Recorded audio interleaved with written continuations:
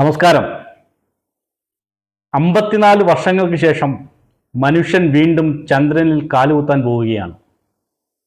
1969 Apollo 11 എന്ന ദൗത്യത്തിലൂടെ Neil Armstrong ആദ്യമായി മനുഷ്യ ചരിത്രത്തിൻ്റെ ഗതി തന്നെ മാറ്റിക്കൊണ്ട് ചന്ദ്രനിൽ കാലുകുത്തിയത്.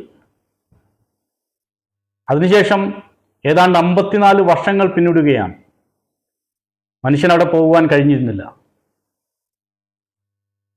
നാസ വീണ്ടും ചന്ദ്രനിലേക്ക് പോകുവാനുള്ള പ്രവൃത്തികളുടെ അവസാന ഘട്ടത്തിൽ എത്തി നിൽക്കുകയാണ്. 1969 ദൗത്യം വിജയിച്ചതിനെ തുടർന്ന് 1972 അപ്പോളോ 17 എന്ന ദൗത്യം നടത്തുകയുണ്ടായി. പക്ഷേ അത് വിജയകരമായിരുന്നില്ല. അതോടുകൂടി ചന്ദ്രനിലേക്ക് പോകുവാനുള്ള ദൗത്യം അവസാനിപ്പിക്കപ്പെടുകയായിരുന്നു. അതിനുള്ള കാരണം ഒരുപാട് സാമ്പത്തിക ചെലവും സാങ്കേതിക വിദ്യയിലുണ്ടായിട്ടുള്ള പരാജയങ്ങളൊക്കെ ആയിരുന്നു. അതിനെയെല്ലാം മാറ്റിമറിച്ചുകൊണ്ടാണ് ലോകം സാങ്കേതിക വിദ്യയിൽ ഒരുപാട് മുന്നേറി നിൽക്കുന്ന ഈ കാലഘട്ടത്തിൽ നാസ പുതിയൊരു ദൗത്യത്തിന് തുടക്കം കുറിക്കുവാൻ പോകുന്നത്. ആർട്ടിമിസ് എന്ന് പേരിട്ടിരിക്കുന്ന ഈ ദൗത്യത്തിൻ്റെ 2ാം ഘട്ടമാണ് നടക്കുവാൻ പോകുന്നത്. അമേരിക്കയിലെ കെന്നഡി സ്പേസ് സെന്ററിൽ നിന്നും ഈ വരുന്ന ഫെബ്രുവരി 6-ാം തീയതിയാണ് SLS എന്ന വലിയ റോക്കറ്റിൽ ഈ നിക്ഷേപണം നടത്തുവാൻ പോകുന്നത്. നാസ തിരഞ്ഞെടുത്ത 4 പേരാണ് ഈ ദൗത്യത്തിൽ ഉൾപ്പെടുന്നത്. അതിലൊരു വനിതയുണ്ട് എന്നുള്ള പ്രത്യേകതയുമുണ്ട്. റീസ് വൈറ്റ്മാൻ, ക്രിസ്റ്റീന കോച്ച് തുടങ്ങിയ 4ഓളം പേരാണ് ഈ ദൗത്യത്തിൽ ഉൾപ്പെട്ടിരിക്കുന്നത്.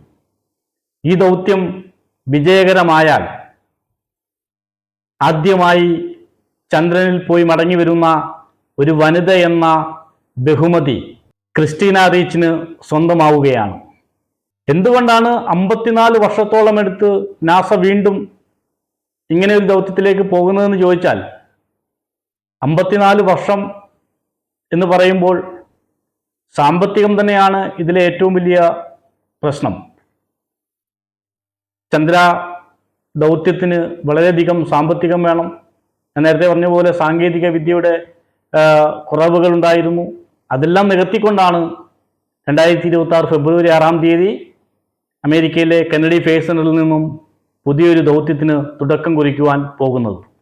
ഈ ദൗത്യത്തിലൂടെ നാസ ലക്ഷ്യം വെക്കുന്നത് ദീർഘകാലം ചന്ദ്രനിൽ മനുഷ്യവാസം നടത്തുന്നതുമായി ബന്ധപ്പെട്ടുള്ള ചില തീരുമാനങ്ങളെക്കുറിച്ചും അവിടെ ഇതിനു മുമ്പ് കണ്ടെത്തിയിട്ടുള്ള ജലസാന്നിധ്യത്തെക്കുറിച്ചും ഒക്കെ, അതേപോലെ തന്നെ മംഗളഗ്രഹത്തിലേക്കുള്ള മനുഷ്യ സാന്നിധ്യത്തെക്കുറിച്ചൊക്കെയുള്ള കൂടുതൽ പഠനങ്ങൾ നടത്തുന്നതിന് വേണ്ടിയിട്ടാണ് ഈ യാത്ര കൂടുതലും ഉപകരിക്കുവാൻ പോകുന്നത്.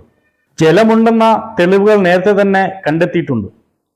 സ്ഥിര താമസ കേന്ദ്രങ്ങൾ സ്ഥാപിക്കാനും ഭൂമിക്ക് പുറത്ത് മനുഷ്യന് താമസിക്കാനും കഴിയുമോ എന്ന പഠനങ്ങളും ഈ യാത്രയിലുണ്ടാകും.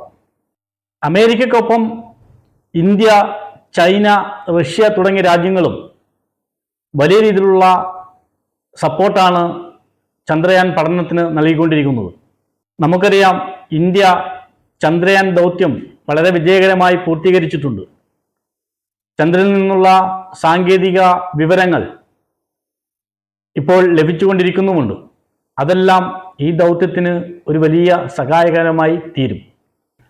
54 വർഷങ്ങൾക്ക് മുമ്പ് മനുഷ്യൻ ചന്ദ്രനിൽ കാലുകുത്തി. പക്ഷേ പിന്നീട് പിറകോട്ട് പോകേണ്ടി വന്നെങ്കിലും ഇപ്പോൾ കൂടുതൽ സാങ്കേതിക വിദ്യകളുടെ അറിവും സഹായവും നമുക്ക് ലഭിക്കുന്നുണ്ട്. ഈ യാത്ര മനുഷ്യരാശിയുടെ ഭാവി തന്നെ മാറ്റിമറിച്ചേക്കാവുന്ന ഒരു യാത്രയായി മാറും. ലോകം കാത്തിരിക്കുന്ന വലിയൊരു ചരിത്ര നിമിഷത്തിനു വേണ്ടി ഞാനും നിങ്ങളും കാത്തിരിക്കുകയാണ്. ആ ചരിത്ര നിമിഷം നല്ല രീതിയിൽ സംഭവിക്കട്ടെ, പരിസമാപ്തി ഉണ്ടാവട്ടെ എന്ന് ആഗ്രഹിച്ചുകൊണ്ട് നിർത്തുകയാണ്.